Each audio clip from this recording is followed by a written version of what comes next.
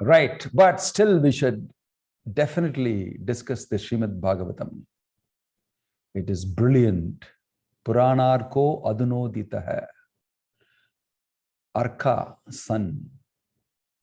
And that will definitely illuminate everything. So you see here, this is about the 24 gurus learning. And you see the sun's behavior or sun's characteristics is observed by this devotee, and he has learned some lessons from that. What lessons are those? That's interesting. This lesson here, it's mentioned that the sun gets reflected in many substances that have got a sheen on it or light, some sort of a reflecting surface on it. But the sun remains the same and indivisible, not divided. But you can see the reflection of the sun in many different pieces. It looks like it's divided, but actually it's not. That's one point. And the one before this says that the sun sucks up all water from the ocean and from all wet places and everything, and then returns it in the form of pure water as rain back. That's a great quality of the sun. The sun actually cleans up the whole place by drying up everything and purifying it. Then it purifies even the dirty water and gives it back as clean water. What a wonderful water purification system that nature has made, Krishna has made. That automatically the sun will suck up all the water and give it back as pure water. And at the same time, we are benedicted, I should say that we are blessed by having the sun above us. Imagine a world without the sun, dark, dim, dingy, how it would be. Actually, lower planets are all like that. As you go lower and lower, you will see that everything is very dim and dingy and you just can't know what is happening. How horrible life would be without the sun. So we should know that appreciation and gratefulness to the sun is encouraged a lot in Vedic literatures. When the sun rises in the morning, it dissipates the whole darkness and it brings everything to light. We get to know what is what by the sunlight. What a lot of service the sun does. We just take it for granted. We just take it for granted. We never acknowledge, we never actually say thank you.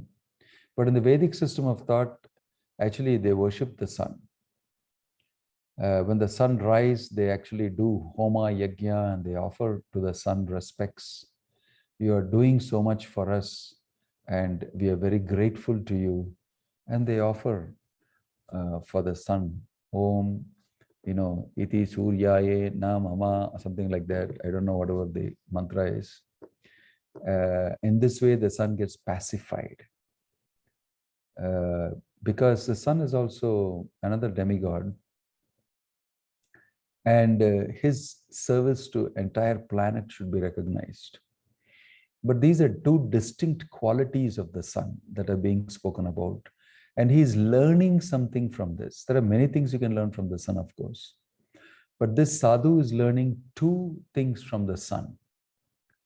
One is that the sun remains undivided, although it's present as reflection in many reflecting surfaces. Now, what does that mean? Prabhupada explains that the soul remains the same, although he's expressing himself in different ways through different bodies. He takes so many different bodies. Sometimes he may be a human being, a demigod, he may be an American, he may be an Australian, he may be a pygmy in African region. He may become a dog, he may become horse, he may become this, that, but the soul remains the same, though he takes different types of bodies. In the same way, the Supreme Lord also, he is spread as Paramatma in so many people's hearts. In every living entity's heart is spread as Paramatma. But he, as the original Supreme Lord, remains the same. It's not that there are many Paramatmas. Although Paramatmas are there in everybody's heart, each one individually, really speaking, it is one Supreme Lord who has expanded himself into everybody. We cannot think that there are many, many gods. In you there is a God, in me there is a God, in he there is a God, in that person there is a God. God also multiplies. No, it's not understood that way. It's the same Supreme Lord is present everywhere. The same Supreme Lord is present everywhere. It's not that he has expanded into many and he is no more there in his original format. Just like when Saubhari Muni got agitated by seeing two fish having an intercourse underwater, he came out of the water and he wanted to also engage with the opposite sex. And then the story goes that he got married to 50 daughters of King Mandata. But he became 50 people to enjoy all the 50 daughters. So that is different, that by his mystic power he is doing. It's not the same when you say the Paramatma expands himself. They are completely different. That is explained by Jiva Goswami.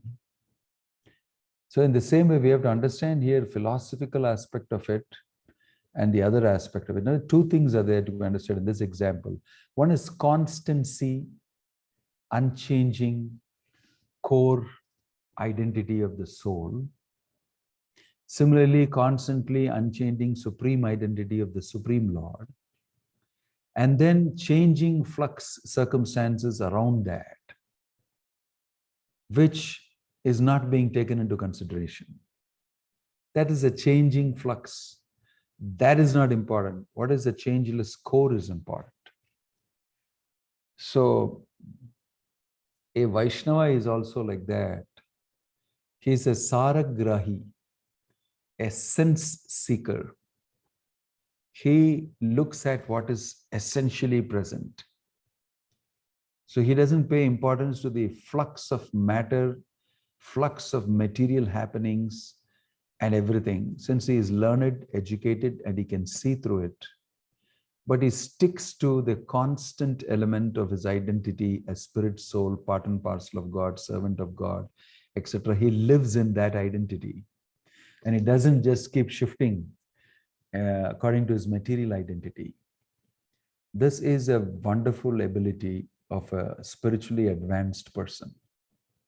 Most of us get confused, get waylaid, get disturbed because our identity shifts, our false ego shifts on the temporary plane.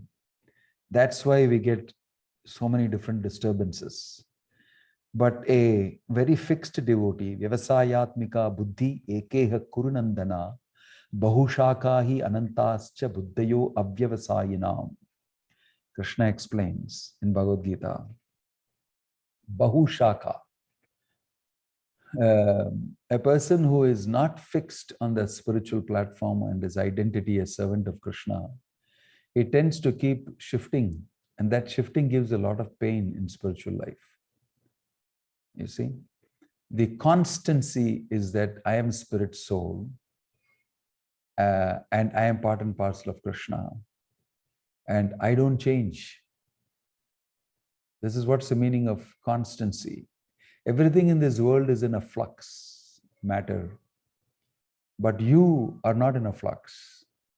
Your identity is in a flux because you invest in the changing aspects of matter. So this is what can be understood from the sun. The sun, it's reflected in many places, but in itself, the sun remains very stable as one, the origin. Right? So similarly, we as spirit souls may reflect ourselves in many bodies, Prabhupada says. But if you're fixed in your spiritual identity, you're not disturbed, although you may appear in different forms. So some of these things are very nicely understood by Vedic practitioners. In the pastime of Daksha, Prajapati, and Shiva and Sati committing suicide, it is mentioned that she knows very well this body I have got from my father who has insulted me and my husband. So I don't want to have this body. I want to take another body. I don't want any body connected with him. Therefore, she gives up the body and then she takes another body and comes back as Parvati and marries Lord Shiva.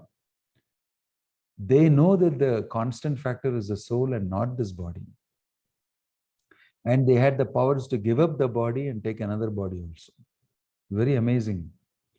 They were fixed in the good understanding that my identity is spirit. And within those laws, they even operated in the material world by giving up body at will.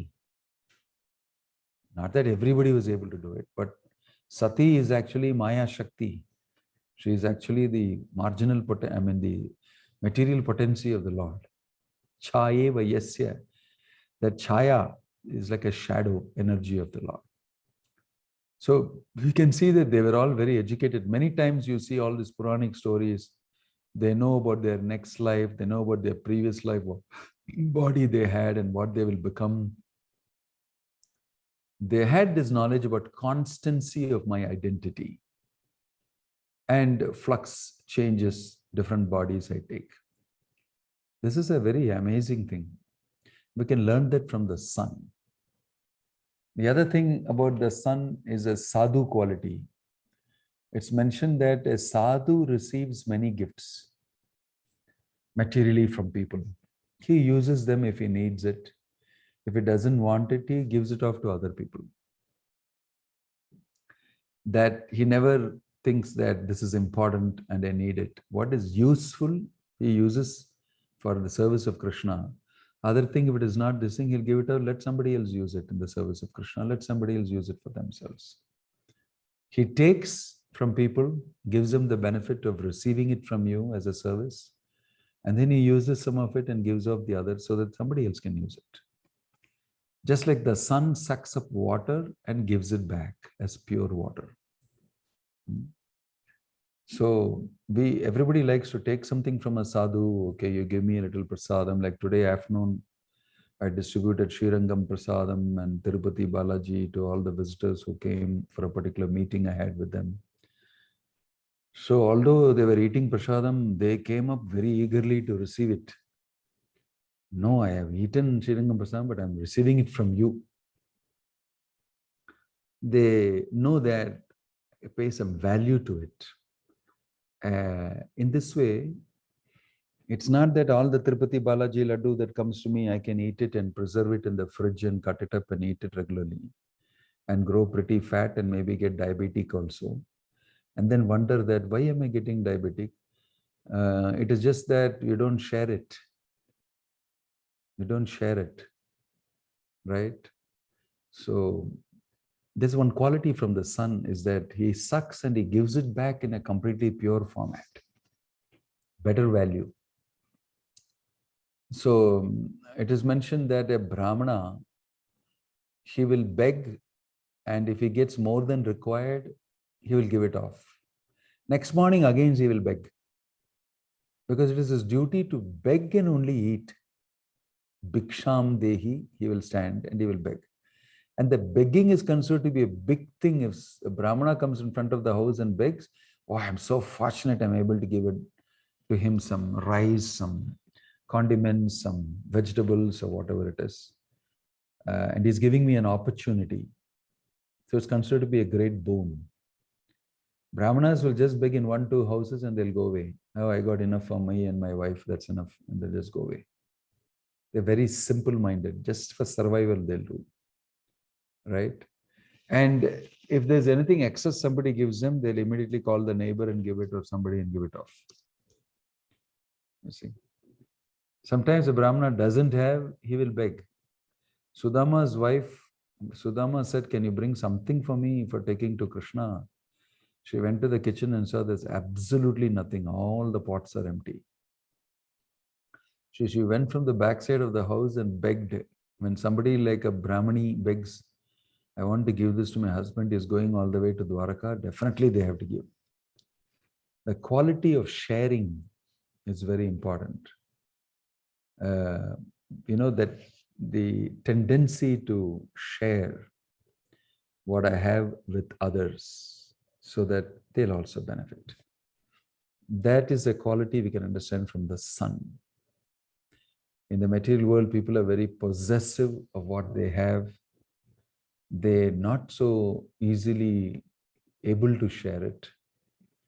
And sometimes they don't use it, they don't share it, and it simply rots. That is okay. But sharing it is very painful for me, right? So this we can learn from the sun, how to be generous. And while sharing it, I give it in a better way than I received it. That's what the sun does. Pays great value. I should give good class, high class things to people. When it goes out of my hand, it should be very nice. And I should give high quality. So sharing today, actually, in this generation, I find people are more interested in sharing. The previous generations were not so much into sharing. Of course, it may be because they only do virtual sharing a lot. I don't know about real, actual sharing, whether they do. But this generation does a lot of share, everything share. First thing they do is to forward it to somebody else. Later, after they relax, they will sit and read. What did I forward? They read later, after sharing. Because before sharing, they just feel, this one I should share, even without reading it properly or looking at it properly. Immediately share it. Sharing is like the most easiest thing to do. And you get a sense of feeling that I've been charitable, I gave away something to people and all that. It never belonged to you. And sharing things that don't belong to you is very nice, actually, because there is no loss in it at all. And you get the feeling that you have donated. Wow. You get the funny feeling that I have been sharing, actually. I mean, what do you mean? What have you been sharing? Whatever I got from the net, I shared it here and there. Virtual sharing is really thrilling. It gives you the illusion that you've been very charitable. Wonderfully. Oh, nice, yeah. He shared it. And then people write back, thanks for sharing. Oh my gosh, it's okay, Sometimes I do that. I share the virtual stuff I get. Like that, everybody's on a trip. In the social media, everybody goes on a little bit of a trip. That's not the type of sharing. Actually, sharing means something that is valuable and essential, and I don't need it and somebody else can use it. It may be good for them and it'll help them. That thought that I should share. They earlier used to call it, some few decades back, they used to call it the haves and the have-nots. The haves have to share it with the have-nots. And that's how I think we were publishing our Food for Life program and telling people that we want to share. So it's about giving. It's about giving. In material world, mostly people are takers. Like I already mentioned to you, they're not givers. Sun is a giver. He doesn't take anything, actually. He takes all the dirty stuff and gives it back high class. In other words, he doesn't keep anything for himself. And he takes it for the sake of giving in better quality. So by accepting people's gifts, we should put more spiritual potency inside it and give it to somebody else. That's what is being spoken about. So Bhaktivedanta Swami Prabhupada, he said that his society is doing that. In the Nectar of Instruction is discussing how we are sharing good food, we give knowledge, we share knowledge with them, and we give them a wonderful experience when they come to the Hare Krishna center, and they feel that they have to do something. They give money, we give them prasadam, we give them a good experience, we give them harinam, we give them philosophy, we give them so many things. Invaluable things we give for something called money that they give. But we give invaluable knowledge of the soul, knowledge of Krishna, how to establish bhakti, and these are so important for the soul. So we are a giving society. And Prabhupada has established it that way.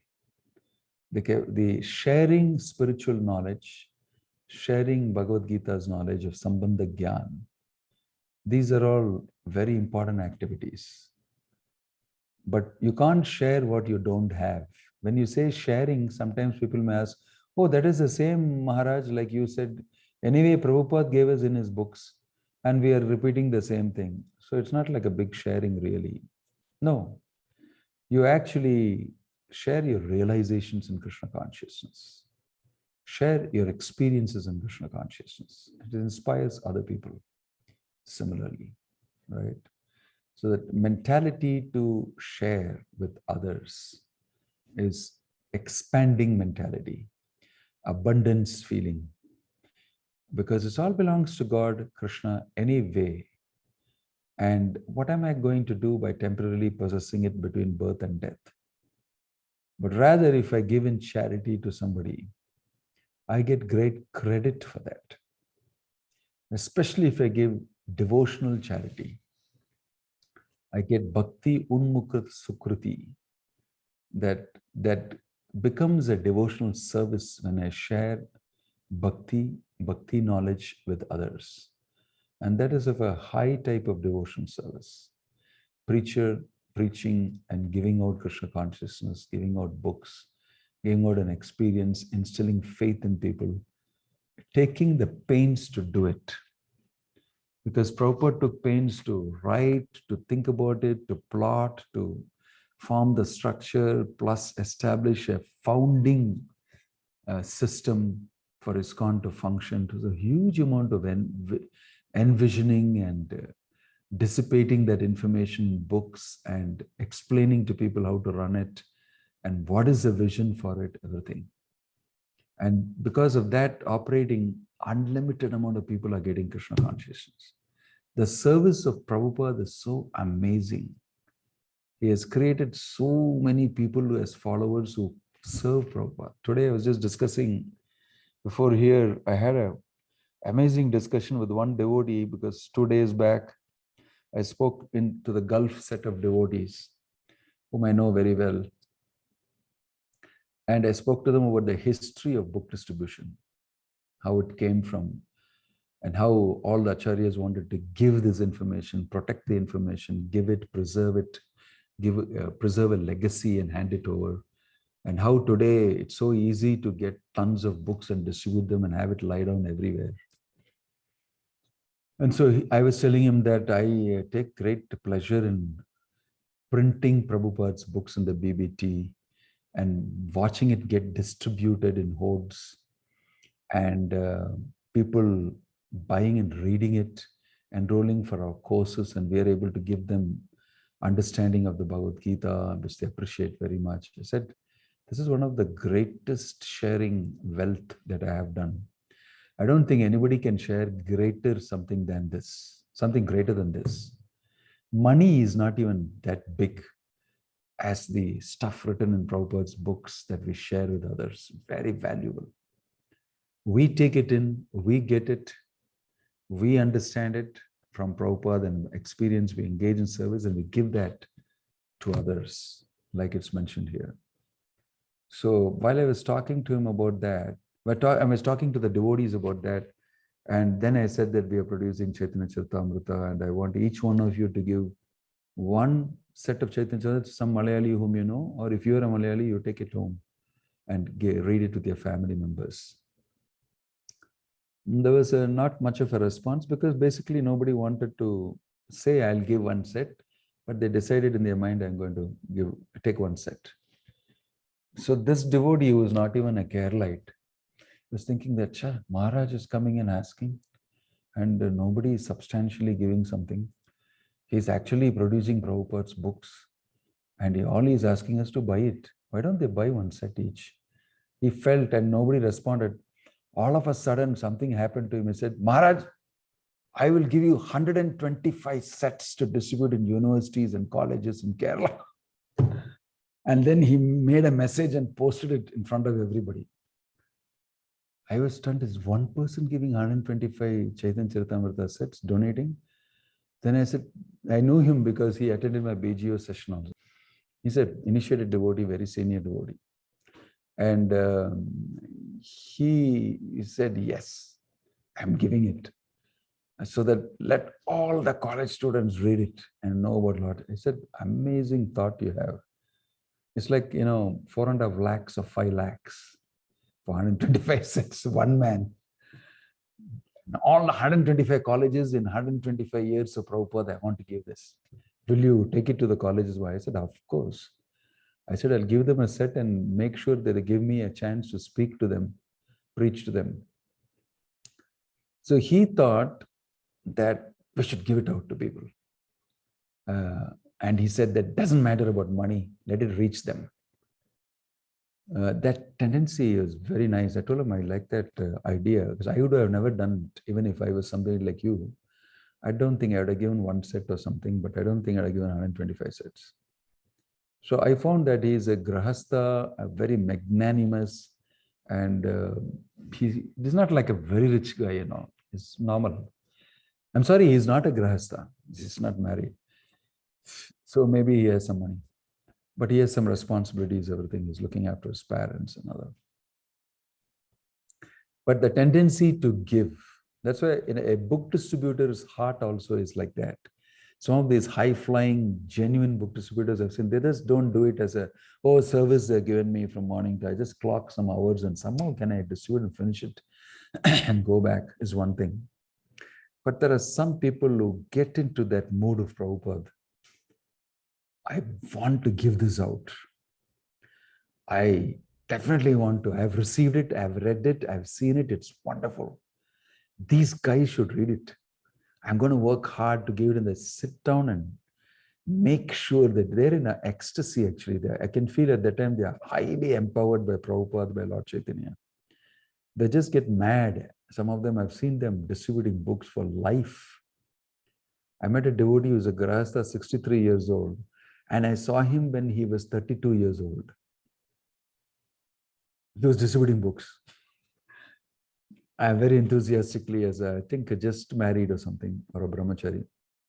I don't remember.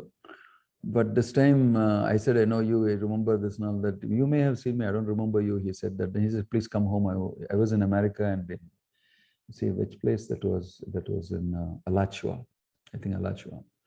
He took me home. He has a big farm. He has a goshala. He's got some 16 cows in a big place. He got a beautiful house in the countryside. And I had prasadam with him. Then he said, after dropping you, Maharaj, in the airport, I'm doing book distribution in the airport. I said, you're still doing book distribution? I told him, I know you from this thing. He said, yeah, I love to do it. It's not one day that I have not distributed books, he said. I just can't be without distributing books. I have to do something every day. And he maintains his family by distributing books. And his wife is a wonderful lady, a big Radha Krishna deities in the house. She's got 2 kids, and then she is, very happy, and very contented. You could see that spirit of giving Krishna consciousness. Distributing the book is really permeating in the house. When you give Krishna consciousness to others and take pains to do so, you become very clear in your head. Something about giving out Krishna consciousness, Prabhupada has introduced, it brings thrill to many people. They get one internal deep happiness, which they can't be without. So I think that these people, book distributors, I saw a wonderful drama. I was in South Africa and there was a BBT international conference. They had invited me and they asked me to speak. And they had a drama wherein they had Lord Chaitanya standing on a chair and covered with a cloth till the stomach or something. There's Lord Chaitanya, there was Jiva Goswami, there was Prabhupada, there was Bhakti Vinoda Thakur, Bhakti Siddhanta Saraswati Thakur, all of them dressed live characters, standing on a big stool in this thing. And after that screen, it's a little far in the backside, they're standing. After the screen is a whole street People are moving around and there is a devotee with Tilak distributing books. And he's praying to Prabhupada, please let me distribute these books. Please give me a blessing like that. You can hear him praying. Very beautiful scene. Everybody cried. It's a really amazing scene. He wants to give out the books to the conditioned souls because Prabhupada said that. So he's really begging, can I take a book? It's a beautiful book. It's changed my life. He just walks off, that fellow. And then he said, can you take a book? Okay. And behind, automatically, as he's preaching, in the background, there is a conversation going on. Jiva Goswami is talking to Prabhupada, and Prabhupada is talking to Bhakti Thakur, and Bhakti Thakur is talking. It's a conversation going on, one after the other. And they're watching this devotee distribute books, and they're blessing him. He's really trying out. And then the last scene, Prabhupada cries. He sheds tears from his eyes watching the devotee. He shows different devotees they show, each one having his difficulty and problem. Some it's personal problem, but he likes to distribute books. Somebody has, he's a deadly book distributor. He goes out, he distributes like nothing, and he's always smiling, happy.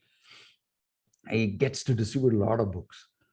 And they are all talking about each one of these book distributors. Lord Chaitanya is talking to Jiva Goswami, and Jiva Goswami is saying something and sometimes you can hear these dialogues. And then Prabhupada is being told, I think you should give him mercy to be able to distribute this to this fellow. He very much wants to do this. I like that. So whole conversation, it was very amazing.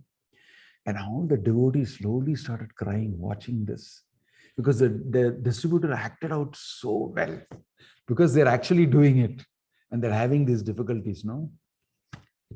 So that thing moved everybody so much that we should distribute books, because it directly involves Prabhupada and his order.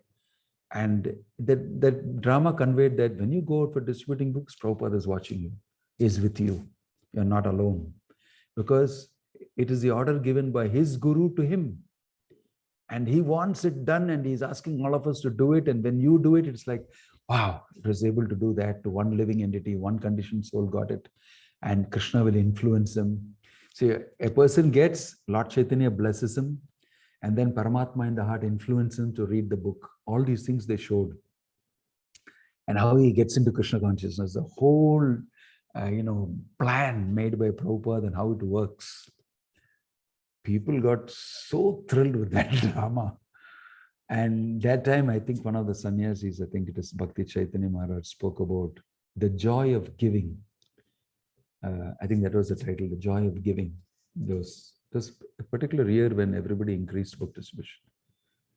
So it reminds me of the sun. You see, you take from people money, that's nothing. But what you give them as Prabhupada's book is billion, trillion times more valuable than the money.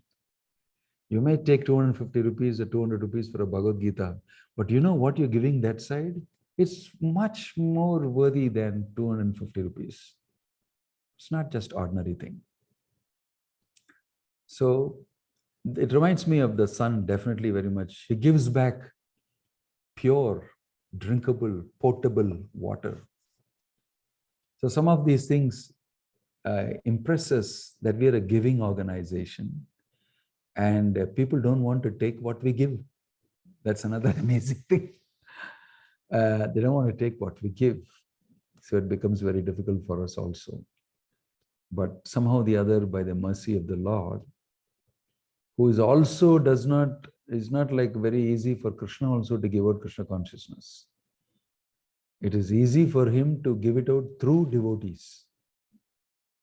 Prabhupada at one place said Krishna is dependent on his devotee to give out Krishna consciousness.